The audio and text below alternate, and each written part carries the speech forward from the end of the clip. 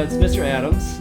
Today I want to talk about the rank and write part of our daily work. We use rank and write all the time, like once a week, sometimes twice, even 3 times a week. And there's a few things I want to do to improve it. First, I want to talk a little bit about what it is and why we do it. All right, so rank and write is a summarizing technique, and it's part of a learning strategy. So rank and write is a summarizing skill, and you can see that right here, summarization. And this page shows the effect size of different learning strategies.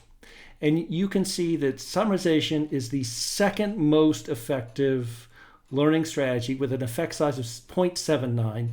The largest effect size here is 0.93. Effect size is a term borrowed from statistics, and it refers to how effective one of these strategies is. An effect size of anything of 0.7 or larger is considered very large. Effect sizes of 0.3 are considered medium. 0 is no effect. If you have negative, like some things hurt your learning, so like stress, a pandemic probably, these have negative effect sizes, and that's indicated by a negative here. So a -7 would be a large effect, but in a negative direction. The strategies that we're looking at were compiled by a group called Visible Learning. They looked at 1,400 studies, research-based studies, and that analyzed 80,000 studies involving 300 million students. Those numbers are huge, and it shows that these are very robust findings. So summarization, you can put your money on it. It's a great effect, has a great effect size, a very large effect size. It's a good strategy to use. So let's do some examples. Okay, so this comes from a recent assignment for my 10th graders. And we were looking at the Universal Declaration of Human Rights. And this is an assignment you would find often in my classroom, my English classroom. You would do a rank and write. It's usually worth about 5 points. You're supposed to paraphrase the key idea from the passage or summarize the key idea from the passage. And then you're going to rank the most important ones. And finally, you'll write an I think paragraph. So in order to do this, you would read this section here. You would then write a summary of that section.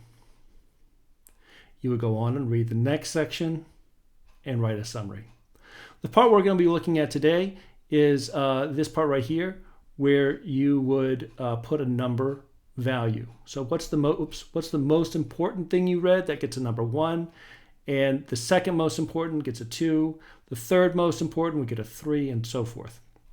So I'm just doing between these two examples, I'm going to be choosing which one's more important. You would be choosing between all 5. So you'd be putting in numbers 1 to 5 and ranking all of them.